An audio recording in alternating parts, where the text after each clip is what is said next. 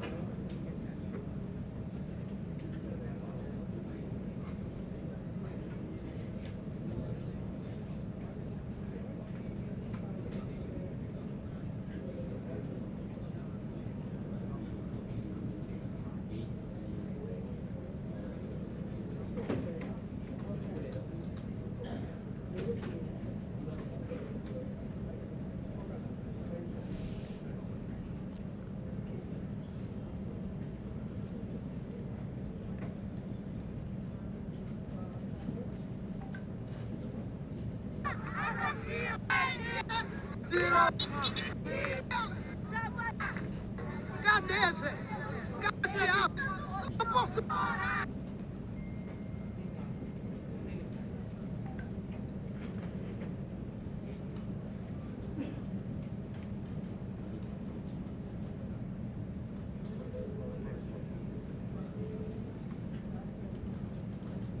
Ninguém é a polícia daquele chamei, pô! Um quer fazer bonito mais do que o outro!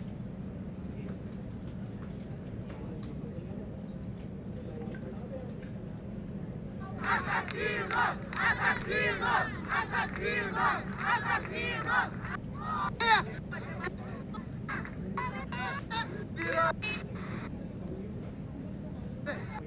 Não tem também, pô!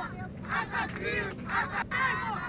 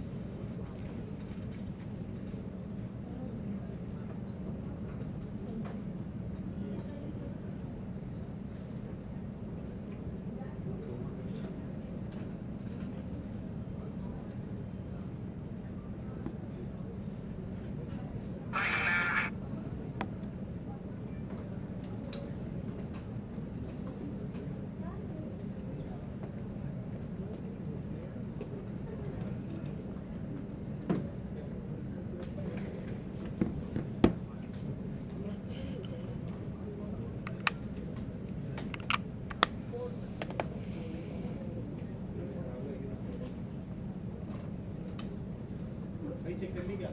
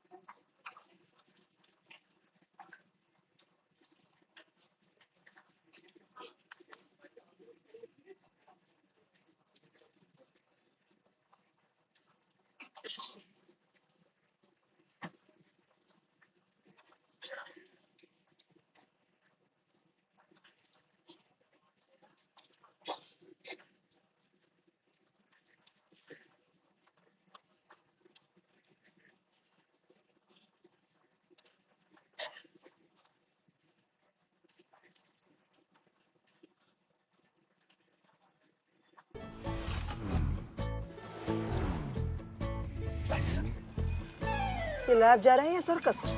एक sample. Circus का तो पता नहीं, लेकिन गली गली के चक्कर लगा के लैब जाएंगे।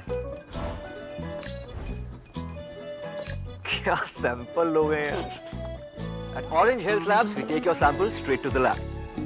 Cause fresher the blood, more accurate the results. No collection centers, no batch testing, no time wasted. Download the app now.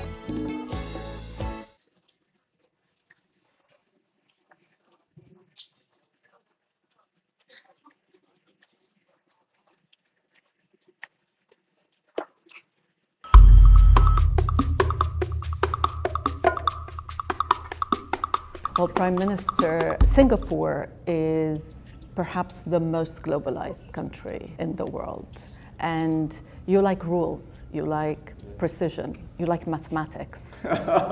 We like stability. You like predictability. Yes, of course. You like Who doesn't? stability.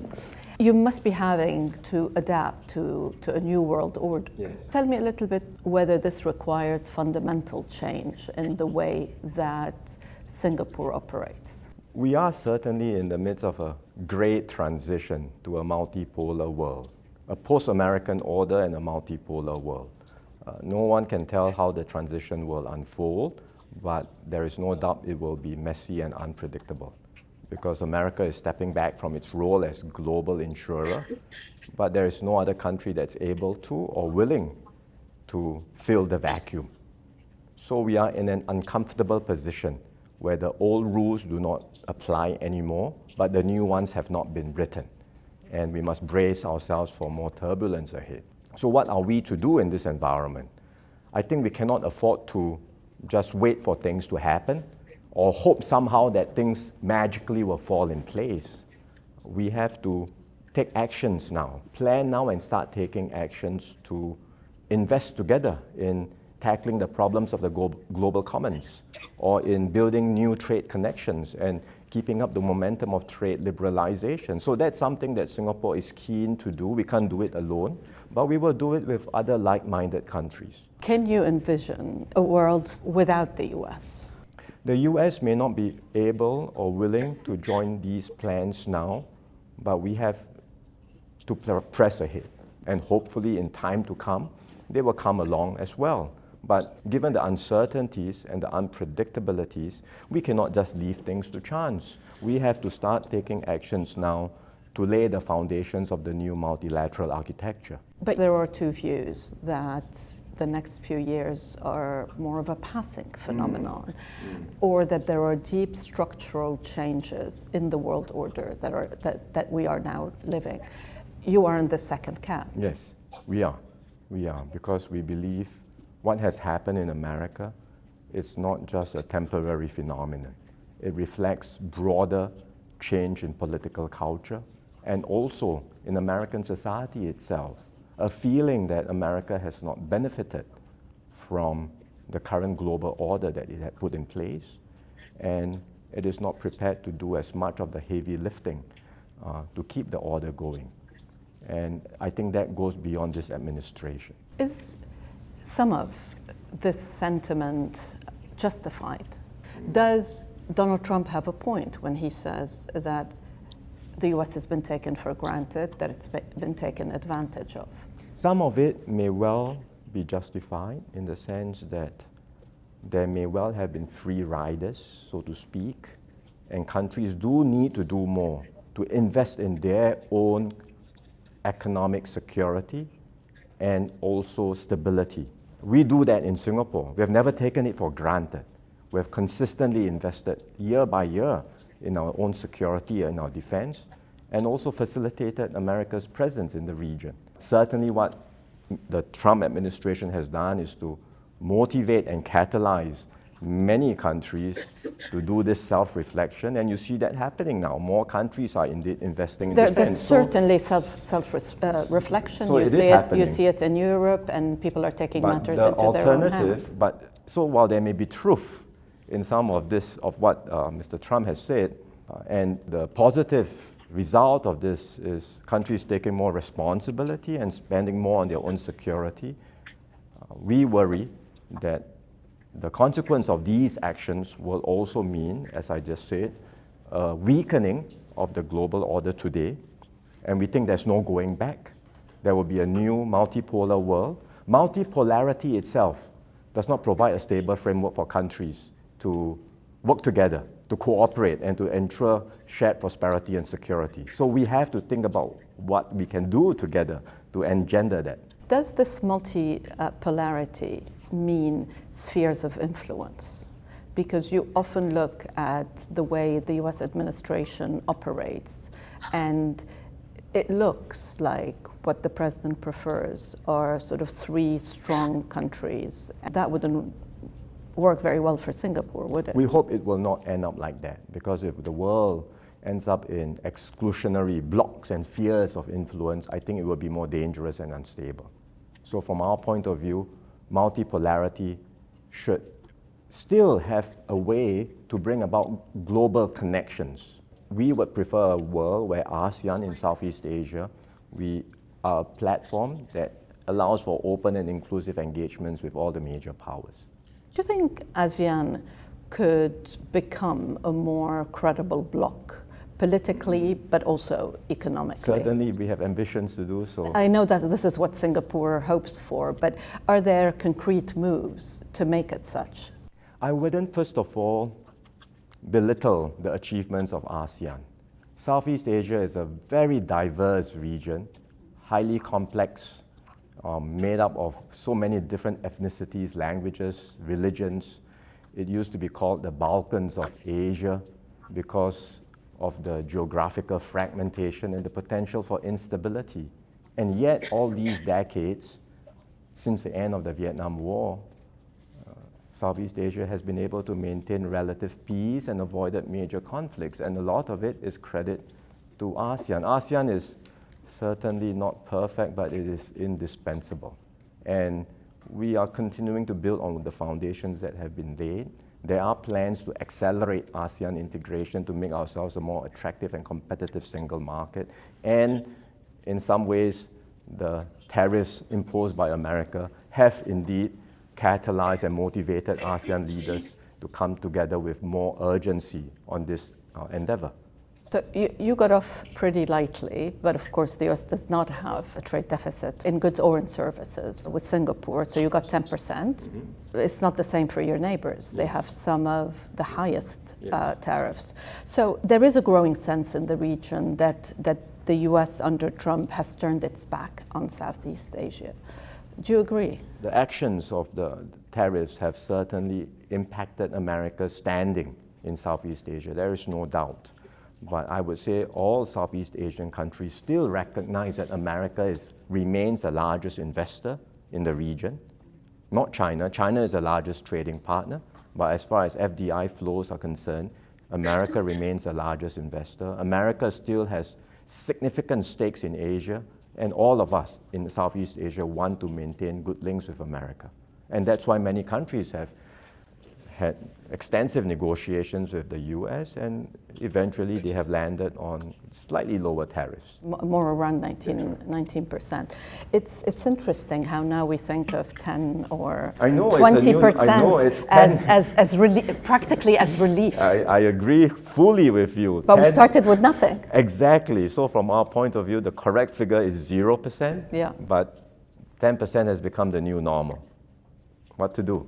You could, though, still suffer from semiconductor tariffs on pharmaceuticals. Yes. Are you in discussion with the US? Do you think that you will get exemptions?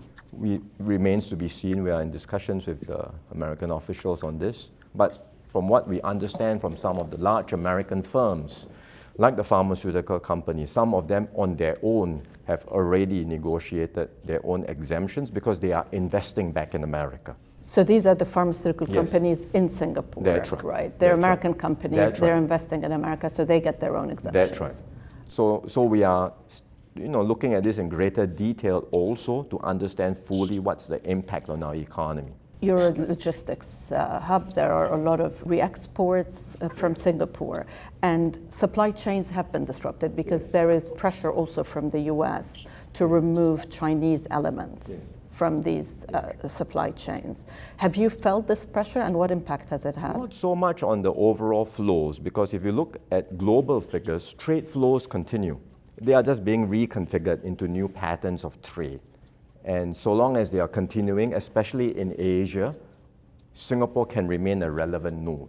And we see that continuing to be the case. And we are determined to remain at the center of these global patterns. I know that you are under pressure to stop U.S. advanced chips from getting to China, right? Advanced chips that you get in Singapore. What are you doing to stop these flows? Well, our position is very clear. We've established a business hub on the basis of our reputation for rule of law and trust.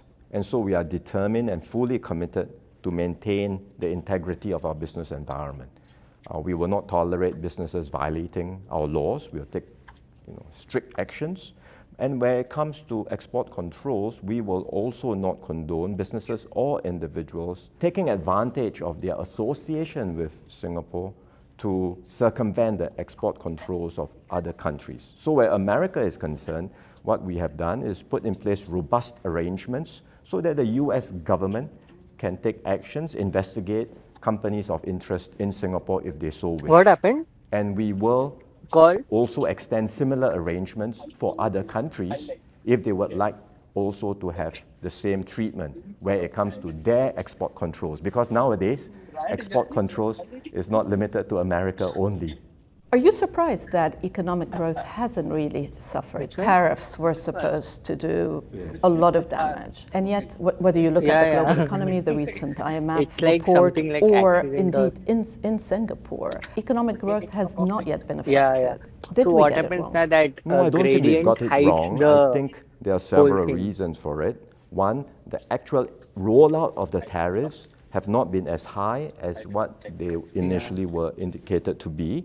this year. Second, there has been a lot of front-loading of edited activities, this one? which has dampened the Because impact. there is no end plate. And third, generally speaking, because of AI, because of new technologies, the rest of the economy has been quite resilient so far. But there will be an impact. I think we already start to feel it in our own economy. In many ways, we always say the Singapore economy is like the canary in the coal mine, because we are so open And also and so for the exposed Indian to the Express external thumbnail, environment. I We are did the first some to feel it when experiment. the external environment starts to weaken. Yeah.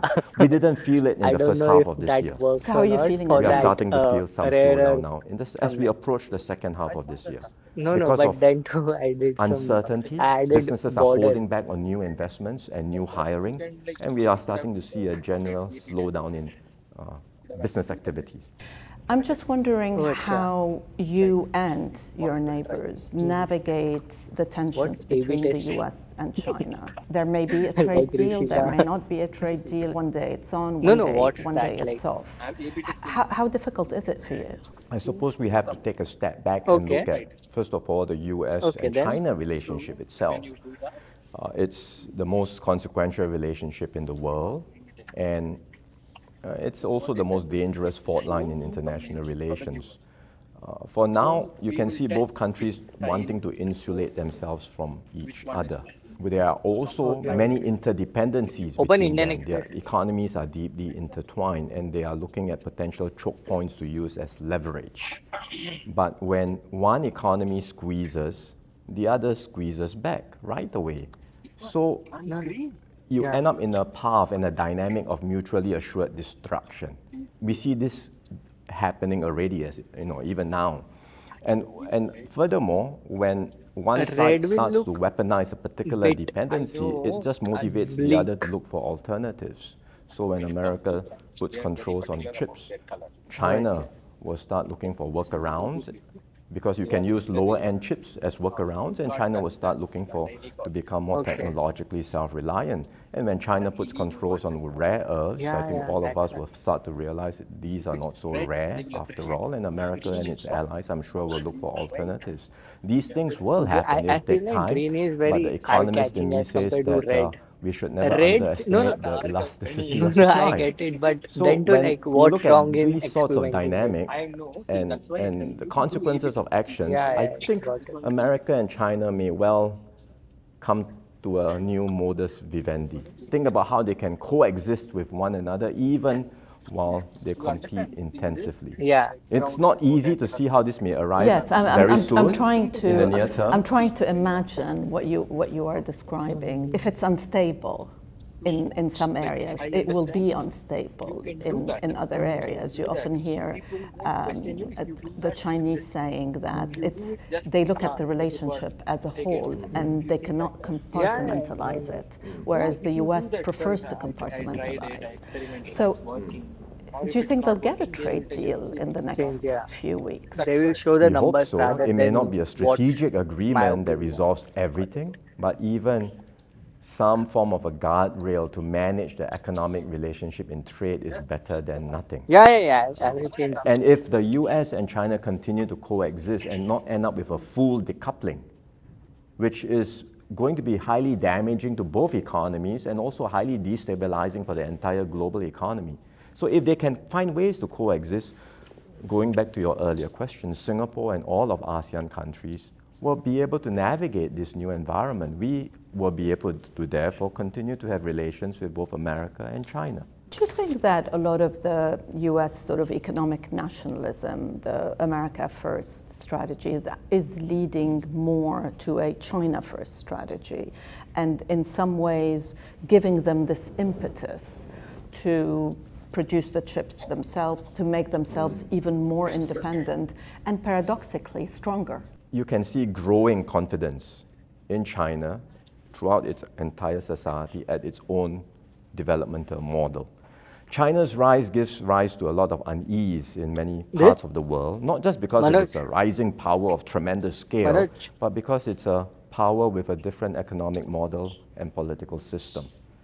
But I think the world must realize that China will not converge with Western norms, and it will find its own path to modernity. And while there's still tremendous catch-up growth, because its per capita GDP is just 1/5 of America's, in some areas it's gone beyond catch-up. It's a technological leader in many areas, in advanced manufacturing, in renewable energy. So we have to contend with and accept the reality that China is not just a rising power, it is a risen power. And the moves that it has made in recent years, I think, just demonstrate that China itself recognizes its growing weight and is thinking about what responsibilities it might exercise as a leader in the global system. For example, it recently decided to forego its special and differential treatment provisions in the WTO. In just this past year or so, it has doubled down on its support for global institutions.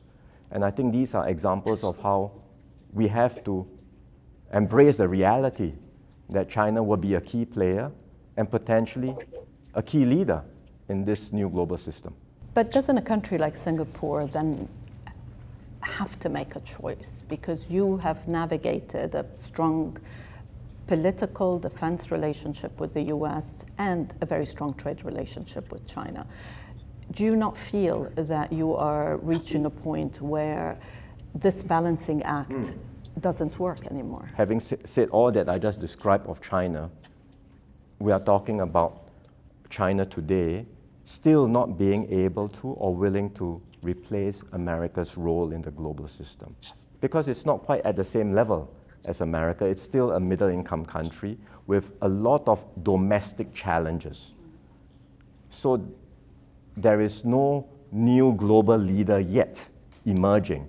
And we are in this very messy period of transition. Yes. And this But so will be a long... What does Singapore do then? Therefore, in this very unpredictable, messy period of transition, which can continue for years, maybe more than a decade, I think we will have to work with like-minded countries, as I said just now, find ways to preserve and reinforce the multilateral frameworks that matter. So describe to me a little bit this sort of multilateral system that you see. I know that there's a new grouping that you are promoting with other smaller countries. How do you see that system working and surviving? The efforts are multi-pronged. One, we have to reinforce and reinvigorate existing institutions like the WTO. For example, in the WTO, the consensus decision-making process, which is a treasured principle, has become a recipe for paralysis. We have to change that. We have to find ways for plurilaterals to take off in the WTO. Well, you need the US for that, though. You do. So we're not discounting the role of America. We're saying some of us should start moving, keep the momentum going. And in time to come, even if America is not willing to or able to make a decision today, maybe down the road it might. And so we have to do that in terms of refreshing global institutions, which we are doing. The second front is to look at pathfinding initiatives, new initiatives, which we are working on too with like-minded countries. So the future of investment and trade partnership, which you talked about. That's the one with the UAE and That's others. right. Yeah. We bring together small and medium trade-dependent economies because we are all alike in wanting to uphold a rules-based trading system, and we can come together to push the frontiers for new initiatives. Amongst these 15 or so economies, we already have virtually tariff-free. So the point is not to come together to do an FTA, but to think about what new ideas we can put on the table, including facilitating investments, making it easier for businesses to interoperate across our economies by standardizing rules, regulations, customs, documentation, and enabling, using technology as an enabler with electronic invoicing, documentation, data flows, these sorts of things. And if we can have new initiatives like that in time to come, we might be able to multilateralize them as part of WTO precepts. You are a massive investor in the US. We are and an investor. When you hear of the attacks on the Federal Reserve, when you see the unpredictability of economic policy, does that make you less likely to invest? Are you reducing investments? Are you shifting more towards Europe? Or is it there is no choice? Your largest investments have to be in the US. We are not scaling back right now because when we look at investments, we look at macro risk environments, but we also look at the individual company dynamism and prospects for growth. And for now, while the risk premiums at the macro level may have increased in America, we still see a lot of leading edge technologies, tremendous dynamism in American enterprises. So we remain invested in these companies. But it's not America alone. We continue to look out for opportunities around the world, in Europe and in Asia and other parts of the world as well. What about Europe? There is an opportunity for Singapore politically, economically, on the investment front, to have a closer relationship Very much with so. the EU. We think Europe will be also a key player in this multipolar environment. Europe is a major power in its own right, and Europe will be a key player in this new global environment. So we are keen to forge closer links with Europe. We already have very close links with Europe between Singapore and the EU, but we are looking at how we can bring different groupings together, and there are opportunities to do so. Between the CPTPP and the EU, for example, we have been having discussions on a more formal partnership. That accounts for something like 40% of global trade between EU and ASEAN. Incidentally, EU has already signed or moved on FTAs, not just with Singapore, but with several ASEAN member countries. So if we can get EU and ASEAN together on an FTA discussion, that will be another 1/3 of global trade. So these we see as new opportunities to reinvigorate trade.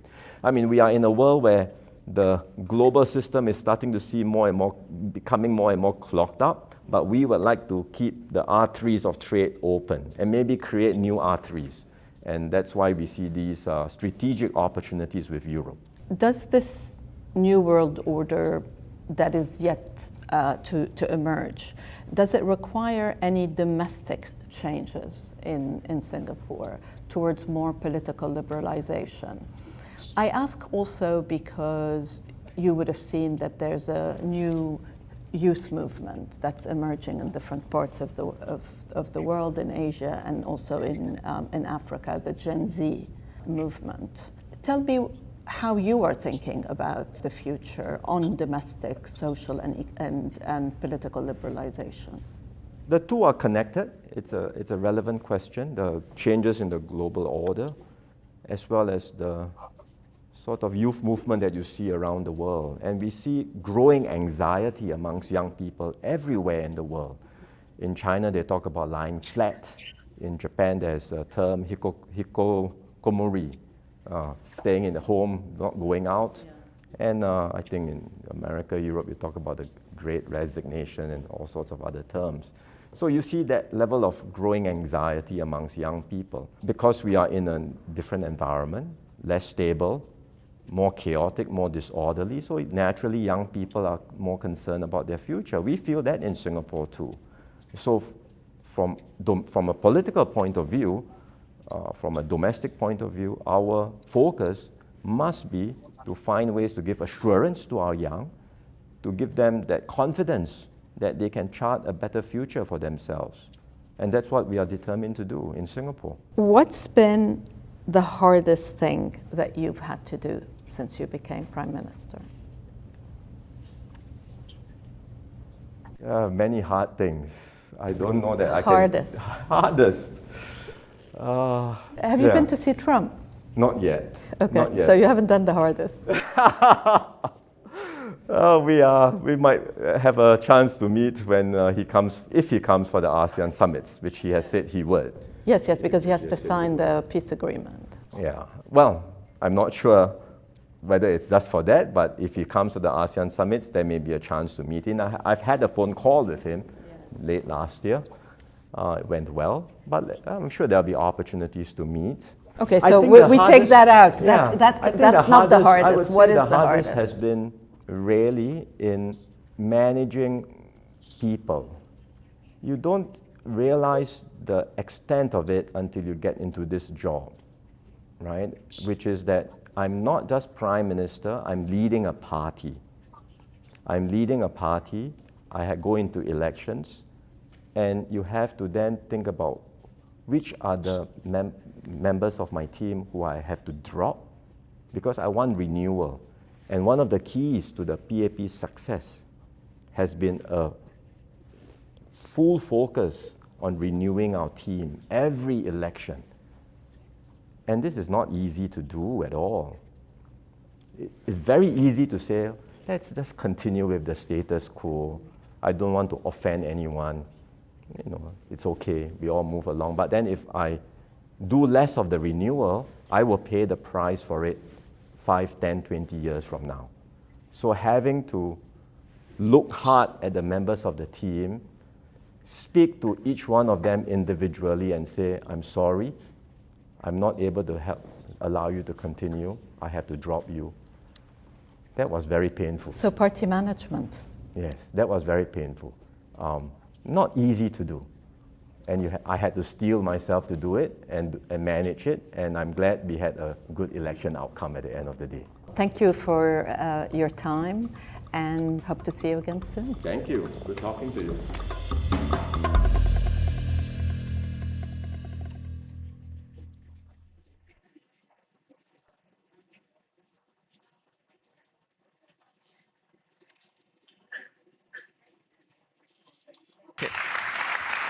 Thank you very much.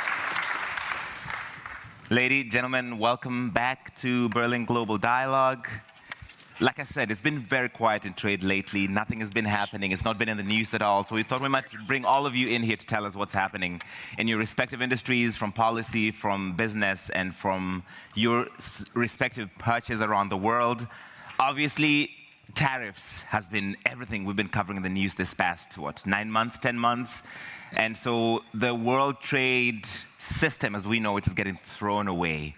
So shall we start easy? Renee, it seems like a good place to begin. How are you thinking about trade now that everything that we have known for decades has been thrown away in the era of tariffs, in the era of protectionism, in the era of you need me, I don't need you? I think it's still an illusion to when people talk about decoupling, because the world is so interconnected and supply chains are so interconnected that a real decoupling is hard to imagine, if not impossible. But I do believe in building leverage to have, leverage for negotiations and to establish mutual dependencies. But the truth is, nothing is plannable anymore. So strategies have to be much more, adaptable and flexible. We can't, do something and then pursue it for the next 10 years, believing things are stable. So it's about building leverage and then gradually having more redundant elements in the supply chain, which, for instance, in the case of aerospace, it's not so trivial. Also because it's a small number of planes which gets produced, so you don't have for each component which is certified and expensive a zillion number of suppliers from all different countries. So it's a fine balance we're currently walking on, but so far we managed quite well. I think you're understating the scale of this problem. Because a plane, it's a small number of planes get made, but these components are made all over the place. I said exactly that. I didn't understate it. It's a very complex issue. And again, I don't think that a complete decoupling is a strategy. De-risking over time is possible. We've proven that we can minimize some of the dependencies in some raw materials, for instance. We can find new suppliers, but it took some time. It didn't go overnight. Okay. Let's check in with Emma, because you're in steel, and we need this for almost everything around us. I agree. Nice setup. Anything to sell? Do you have anything to sell at all? Okay, so how are you thinking about an era of tariffs where you have to move from one country to another, from one geography to another, where different rules are coming into effect? Yeah. First of all, let me say that Mr. Trump is, in a certain sense, obsessed by steel, because already in 2018, when he came in, so the first Trump, he put tariffs by 25% on steel, and now, as you know, it's 50%. And what is also happening is that we are going through the energy transition, and steel, as you know, automotive and other sector are very affected by that. And so, the policy of the European Union has been to go with very strong target, minus 40% of, minus 90% by 2030 of emission. I would say also in a kind of ideological way. We are the only one to have, targets that are straight.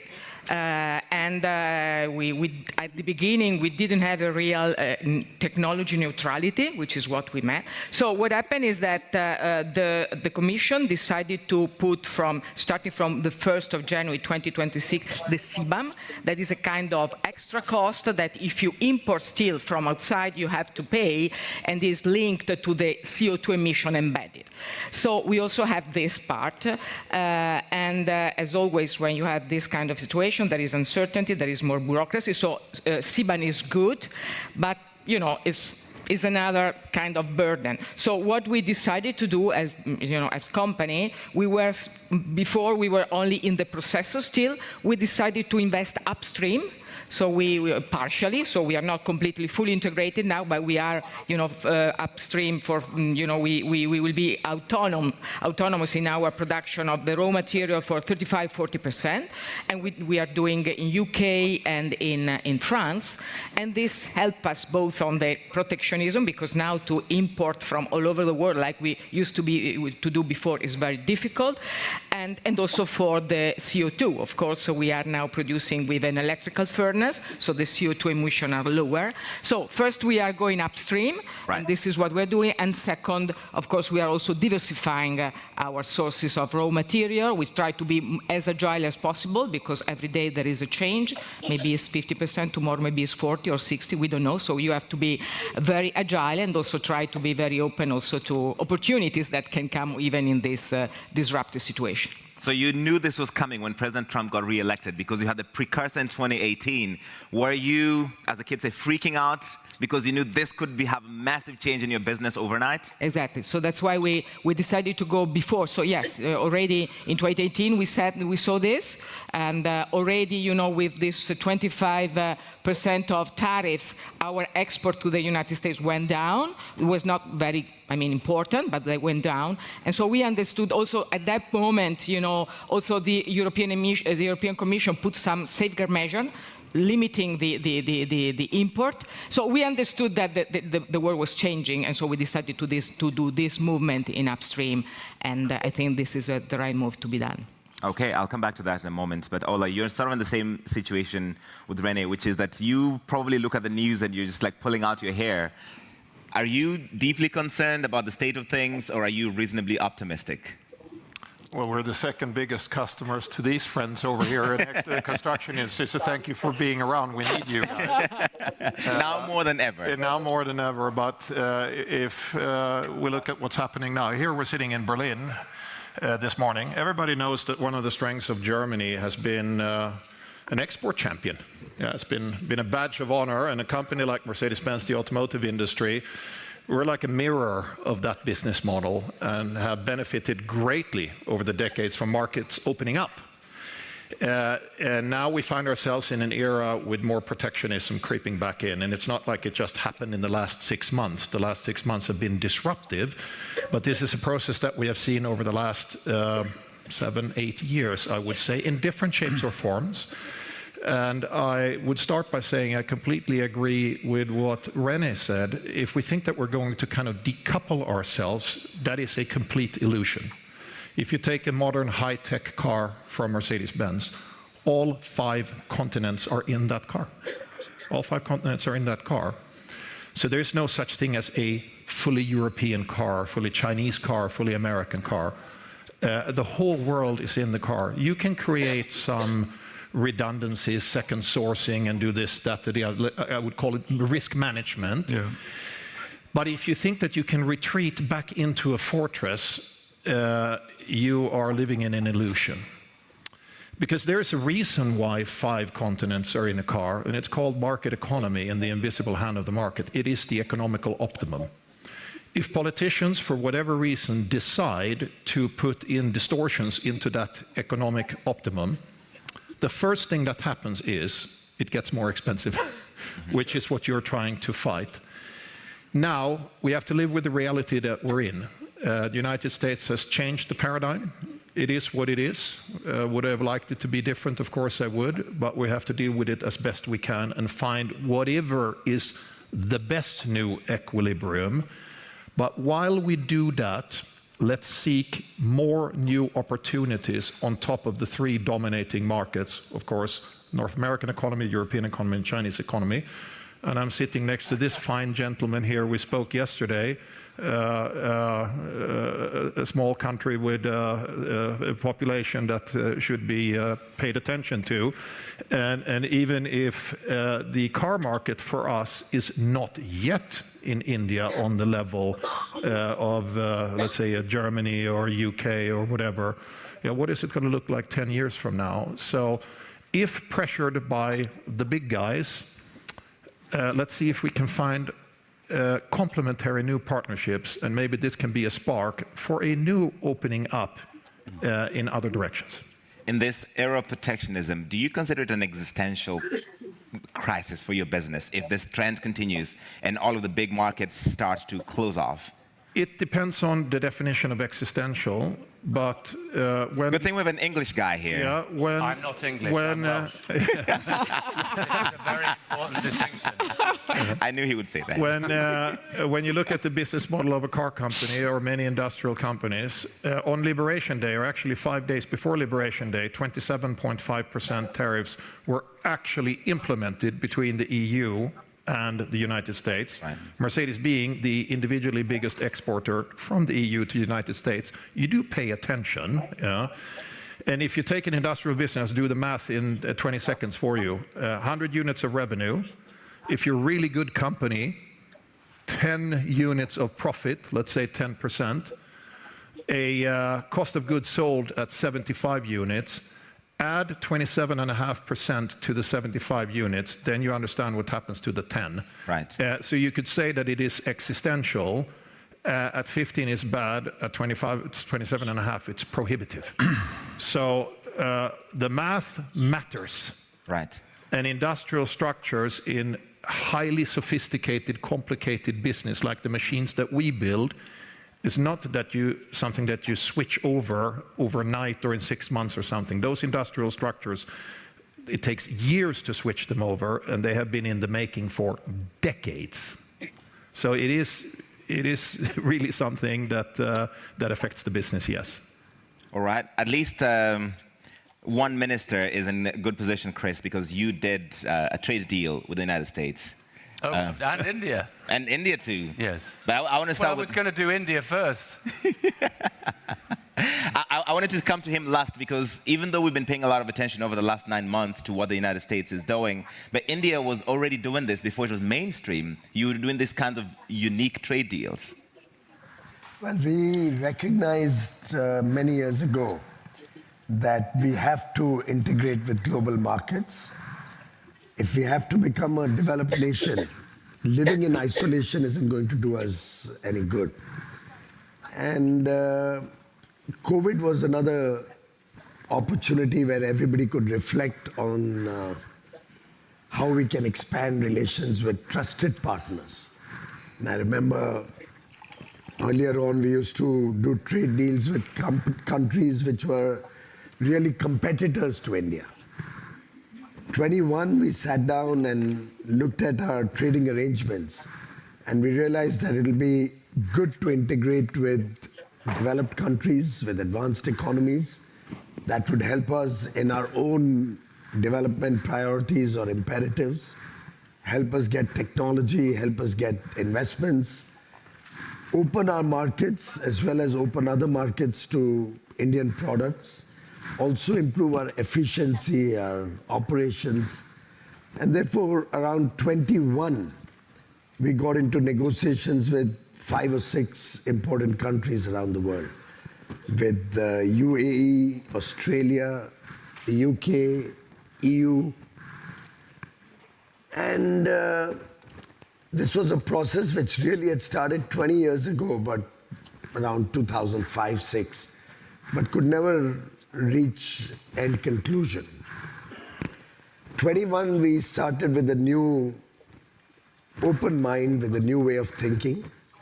We quickly wrapped up deals with the UAE, with Australia, with the 4-nation EFTA bloc, Switzerland, Norway, Liechtenstein, and Iceland, with UK in July this year. We're in active dialogue with the EU. If we get a fair deal, if we get an equitable and a balanced deal, maybe that'll happen. He's negotiating now. And we are talking to the United States, of course, but we don't do deals in a hurry, and we don't do deals with deadlines or with a gun on our head. But that's how deals are done these days. It's a deadline. I don't think so. Tariffs come in midnight on this date. Take it or leave it. India looks long term. India never takes decisions in a rush or on the pressure of the moment. And we've accepted if there's a tariff on us, there is a tariff on us. We're looking how to overcome that.